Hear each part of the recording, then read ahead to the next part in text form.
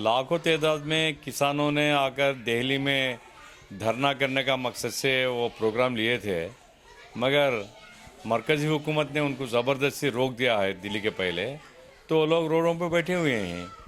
एक जिम्मेदारी क्या होती है हुकूमत की, जब लाखों तादाद में एक रियासत नहीं कई रियासतों से एक पार्टी नहीं पूरे पार्टियां सपोर्ट करते हुए रैयता आए हैं, किसानों आए हैं, तो उनके लीडरों को बिठा के बात करना इसमें क्या है भाई, मुहूर्त है क्या? क्या तो कहते फलां तारीख ऐसा ढालते हुए जा रहे हैं।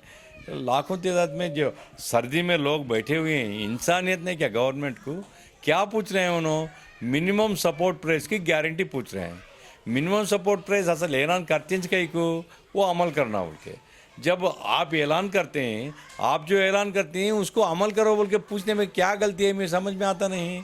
तो ये जिम्मेदारी होती है गवर्नमेंट की, ये जिम्मेदारी है तो फौरी वो लोगों को बिठा के मिनिमम सपोर्ट प्राइस जो हम ऐलान कर रहे हैं इसको अमल करवाते हैं।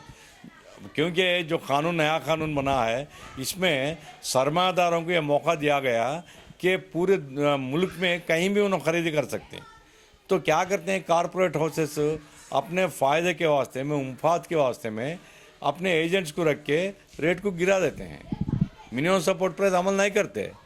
तो इसीलिए किसान क्या पूछ रहे हैं भाई, जब मार्केट यार्ड निकाल देते हैं, आप रेगुलेटेड सिस्टम को बर्बाद कर रहे हैं, तो मिनिमम ये सपोर्ट प्राइस आप ऐलान कर रहे हैं उसके अमलवारी के लिए हमको गारंटी दो। कौन भी खरीदी करेगा मिनिमम सपोर्ट प्राइस से ऊपर खरीदी करो बोल के आप कानून में तब्दीली लाओ बोलते हैं।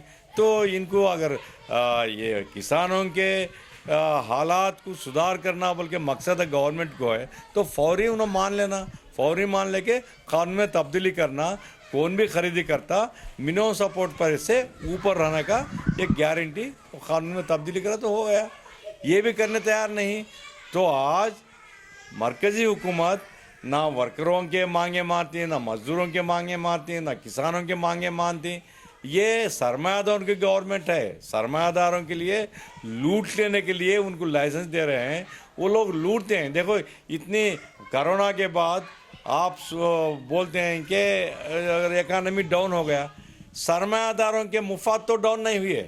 मकसद क्या है इसका? तो गरीबी बढ़ती जा रही है, लोगों के पास पैसे नहीं, सरमायादारों के पास पैसे हैं। आप ऐलान करते हैं 20 लाख करोड़ रुपए, किसके वास्ते में? पब्लिक के वास्ते में, सरमायादारों के वास्ते में ऐलान करते हैं। तो बीजेपी गवर्नमेंट ये फक्त सरमायादारों की गवर्नमेंट है। इसीलिए किसानों को सताती है, मजदूरों को सताती है, एम्प्लॉयज़ को सता रही है। तो इसके खिलाफ जो आवाज़ें उठते हैं आने वाले दिनों में और भी बढ़ते हैं, क्योंकि हर एक तबका रोडों पे आने की हालत है मुल्क में। तो इसीलिए मैं क्या मांग कर रहा हूँ कि फौरी सेंट्रल गवर्नमेंट की जिम्मेदारी है किसानों से बातचीत करें। वो जो पूछ रहे हैं वो इंसाफ की बात है, उसको कानून में आप लाकर तब्दीली करो, कानून को मिनिमम सपोर्ट प्राइस की गारंटी दो।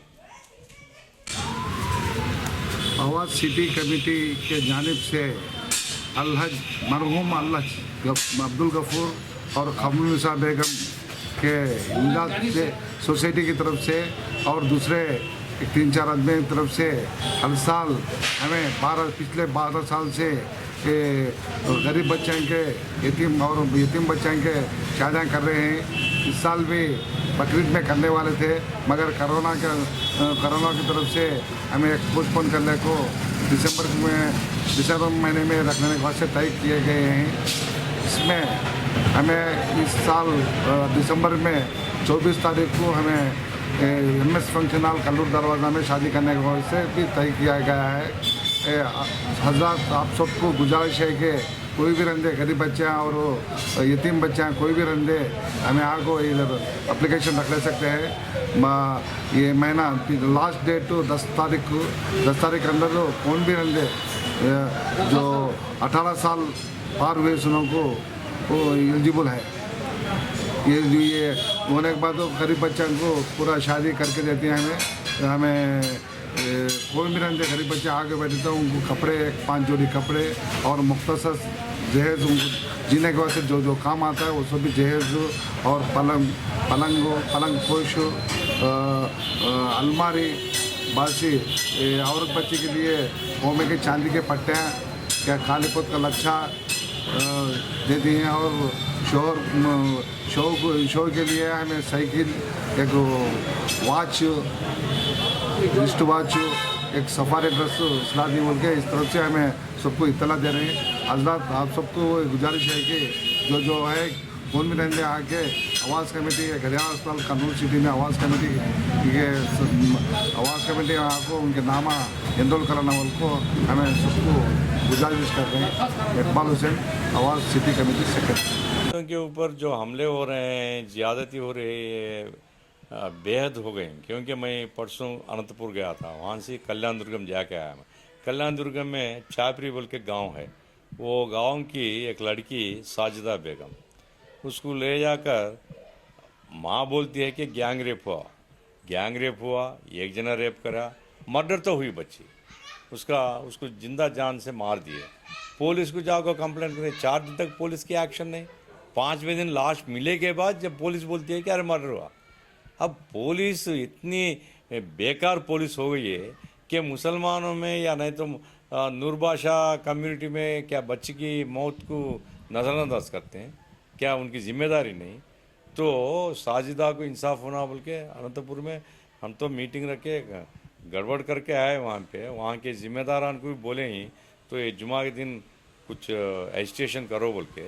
ये फौरी चीफ मिनिस्टर की जिम्मेदारी होती, क्योंकि सलाम की फैमिली के ऊपर ऐसा हुआ तो पुलिस की ज़्यादती, पुलिस के वजह से मरे हो पूरे परिवार वाले। तो जब ला के तुम्हें पैसे दिए, इधर एक गरीब ख़ानदान से एक बच्ची को जिंदा मार दिए ही गैंग रेप हुआ, तो क्या जिम्मेदारी नहीं चीफ मिनिस्टर की, पुलिस की जिम्मेदारी नहीं? तो मैं ये बोलना चाहता हूँ चीफ मिनिस्टर को, बात नहीं, अमल में क्या कर रहे हैं आप? ये कंप्लेंट आ गया तो फौरी कहीं कोई एक्शन नहीं लेती पुलिस। अगर पुलिस मर्डर्स को भी ऐसा नज़रअंदाज करे तो क्या हिसाब मिलता है, ख़ास करके मुसलमानों को? ये हमारी मांग है, फौरी चीफ मिनिस्टर दखल देना, उसमें पर्सनल इंटरेस्ट लेना, वो केस का जायज़ा ले लेकर कौन कौन जिम्मेदार, एक जना करा गैंग रेप बोल के माँ बोल रहे हैं, तो गैंग रेप हुआ तो गैंग कौन है, उनके ऊपर केस रखने की ज़रूरत है। वहाँ पे आवाज़ सिटी कमेटी के जानिब से अलहज मरहूम अब्दुल गफूर और खमरुन्निसा बेगम के इमदाद से सोसाइटी की तरफ से और दूसरे 3-4 आदमी की तरफ से हर साल हमें पिछले 12 साल से गरीब बच्चों के यतीम बच्चों के शादियाँ कर रहे हैं। इस साल भी बकरीद में करने वाले थे, मगर कोरोना की तरफ से हमें पोस्टपोन करने को दिसंबर महीने में रखने के वास्ते तय किए गए हैं। इसमें हमें इस साल दिसंबर में 24 तारीख को हमें MS फंक्शन हॉल कल्लूर दरवाज़ा में शादी करने के वास्ते भी तय किया गया है। हजरात, आप सबको गुजारिश है कि कोई भी रंदे गरीब बच्चे और यतीम बच्चे कोई भी रंदे हमें आगे इधर एप्लीकेशन रख ले सकते हैं। ये महीना लास्ट डेट 10 तारीख को 10 तारीख के अंदर कौन भी रंदे जो 18 साल पार हुए सुनों को वो एलिजिबल है। ये होने के बाद तो गरीब बच्चों को पूरा शादी करके देती हैं हमें कोई भी रंगे गरीब बच्चे आगे बैठे तो उनको कपड़े 5 जोड़ी कपड़े और मुख्तसर जहेज़ उनको जीने के वास्ते जो काम आता है वो सब भी जहेज़ और पलंग पोश अलमारी बासी औरत बच्ची के लिए मोमे के चांदी के पट्टे क्या काली पोत का लच्छा देती हैं और शो के लिए हमें साइकिल, एक वॉच, रिस्ट वॉच, एक सफारी ड्रेस सलाह दी बोल के इस तरफ से हमें सबको इत्तला दे रहे हैं। हजरात, आप सबको गुजारिश है कि जो है कौन भी रहने आके आवाज़ कमेटी घरियाल अस्पताल कन्नूर सिटी में आवाज़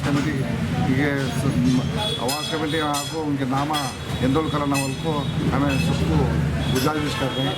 इकबाल हुसैन, आवाज़ city committee secretary. Uttar Pradesh की रियासत की हुकूमत ने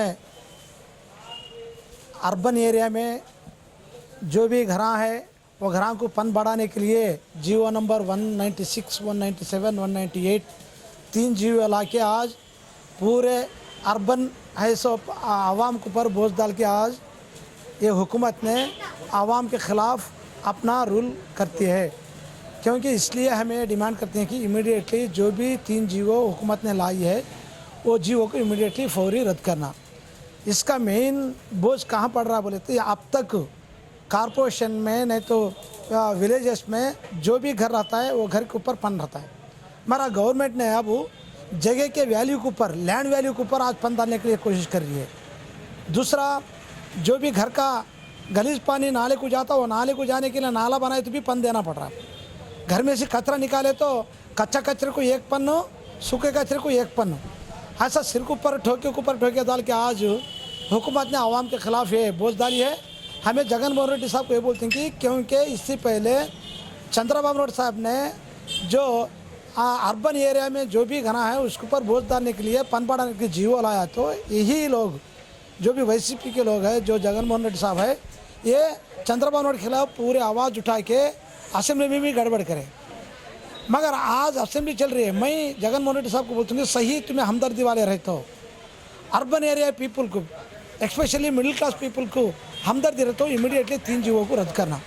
अगरचे नहीं रद्द करे आने वाले दिनों में, क्योंकि आने वाले दिनों में इलेक्शन में आने वाले हैं, ये हमें सवाल करते हैं, क्योंकि तुम्हारे खिलाफ गारंटी आवाम वोट देती है, उसके होशियार बन के इमीडिएटली असेंबली में ये 3 जीवो रद्द करने के लिए इमीडिएटली तुम्हें एक रेजोल्यूशन पास करना बोल के हमें डिमांड करते हैं। కర్నూలు ఆవాస్ కమిటీ ఆధ్వర్యంలో డిసెంబర్ 24వ తేదీన సామూహిక వివాహాలు చేయతలపడ్డాము. ఈ యొక్క వివాహాలకి ఆర్థిక సహాయంగా Alhaj Abdul Gafoor and Khamarunnisa poor girls marriage association వారి తరఫున ఆవాస్ కమిటీ ఆధ్వర్యంలో ఈ పెళ్లిళ్ళు జరుగుతూ ఉన్నాయి. ఈ యొక్క పెళ్లిళ్ళకు సంబంధించి పేద యువకులు ముస్లింలు అయినటువంటి వారు వారి యొక్క ఆధార్ కార్డు, అదేవిధంగా వారి యొక్క రేషన్ కార్డు, 2 పాస్పోర్ట్ సైజ్ ఫోటోలతో పాటు వాళ్ళ మొబైల్ నంబర్ తీసుకొని గడియారం హాస్పిటల్ ఎదురుగా ఉన్న ఆవాస్ కమిటీ కార్యాలయంలో సంప్రదించాలని చెప్పేసి కోరుతూ ఉన్నాం. ఈ పెళ్లిళ్ళు డిసెంబర్ 24వ తేదీన MS ఫంక్షన్ హాల్ నందు నిర్వహించతలపట్టాము. ఈ పెళ్లిళ్ళకి సంబంధించి వధువుల తరఫున ఒక 50 మందికి స్వీట్ అరేంజ్ చేయడం జరిగింది.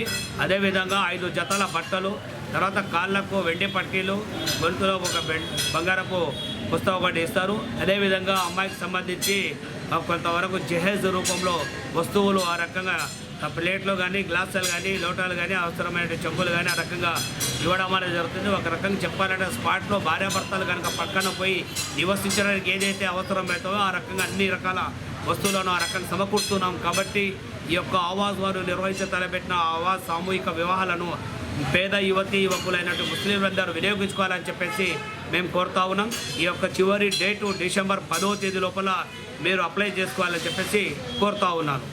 ఆవాజ్ తరపు నుంచి ప్రతి సంవత్సరం గతంలో దాదాపు 20 సంవత్సరాల నుంచి ఇక్కడ ఆవాజ్ కమిటీ తరపున కర్నూలు నగరంలో పెద్ద ఎత్తున సామూహిక వివాహాలు జరుగుతున్నాయి. ఈ సామూహిక వివాహాల్లో పెద్ద ఎత్తున యువకులు వచ్చి పెళ్లిళ్ళు చేసుకుంటున్నారు. ప్రతి సంవత్సరం జరిగేటట్ల ఈ సంవత్సరం కూడా ఆవాజ్ కమిటీ తరఫున సామూహిక యువకాలు పెద్ద ఎత్తున MS ఫంక్షన్ హాల్ దగ్గర, బుదర్పేటన కల్లూరు దర్వాజా MS ఫంక్షన్ హాల్ దగ్గర జరుపుతున్నాము. ఈ సామూహిక వివాహాలకు పెద్ద ఎత్తున వచ్చి యువకులు వాళ్ళు మన గడారం హాస్పిటల్ దగ్గర ఆవాజ్ కార్యాలయం ఉంది. ఆ ఆవాజ్ కార్యాలయం దగ్గర పేర్లు మెన్షన్ చేసుకోవాలా. వచ్చేటప్పుడు 2 ఫోటోలు, వాళ్ళ ఆధార్ కార్డు తీసుకుని యువకులు ఎవరైతే ఉన్నారో వాళ్ళ తరపు నుంచి పెద్దలు ఎవరైతే ఉన్నారో వచ్చి వాళ్ళ పేర్లు రాపించి ఇవ్వాల్సి ఉంది. డిసెంబర్ 24వ తేదీ MS ఫంక్షన్ హాల్లో సామూహిక వివాహాలు జరుగుతున్నాయి. ఈ సామూహికాలు ఇచ్చిన మనకు ఎవరైతే ఖర్చు పెడుతున్నారో వాళ్ళ దాతలు అబ్దుల్ గఫూర్, ఖమరున్నిసా బేగం వాళ్ళ దాతలు ఇస్తున్నారు. వాళ్ళు ఎవరైతే దాతలు ఇచ్చినా సద్వినియోగం చేసుకోవాలని ఆవాజ్ కమిటీ తరపు నుంచి మేము కోరుతున్నాము. ఎవరైతే పేర్లు ఇవ్వలేకున్నా ఇప్పటికే ఉన్నారో ఇప్పటికైనా 10వ తేదీ చివరి ఆఖరి వరకు పేర్లు నమోదు చేసుకోవాల్సిందిగా కోరుచున్నాము. ఆవాజ్ కమిటీ నుంచి సామూహిక వివాహాలు ఎవరైతే విన్నారో వాళ్ళు ఎక్కడైతే పేదరికంలో ఉన్నారో అలాంటి వాళ్ళంతా నచ్చచెప్పి ఎవరైతే వధువులు ఉన్నారో మగపిల్లలు వాళ్లకు ఇలాంటి పేద పిల్లలు చేసుకునే అవకాశము పుణ్య సౌకర్యం కలుగుతుంది. ఇలాంటి పెళ్ళిళ్ళు చేసుకుంటే వధువులు చాలామంది ఈ పెళ్ళిళ్ళు చేసుకోవడానికి సామూహిక వివాహాలు చేసుకోవడానికి వెనక జరుగుతున్నారు. అలాంటి వాళ్ళు ముందుకు వచ్చి ఏదైతే మన ఇస్లాం ప్రకారం ఉన్నారో వాళ్లకు ఆడపిల్ల తరపు నుంచి ఖర్చు తక్కువ కావడానికి, అదేవిధంగా ఎవరైతే దాతలు చేస్తున్నారో అలాంటి వాళ్ళకు సద్వినియోగం చేసుకోవడానికి మనం పుణ్యకారం చేసుకోవడం అవుతాము. వధువులు ముందుకు వచ్చి పెళ్ళిళ్ళు చేసుకోవాల్సిందిగా కోరుచున్నాం.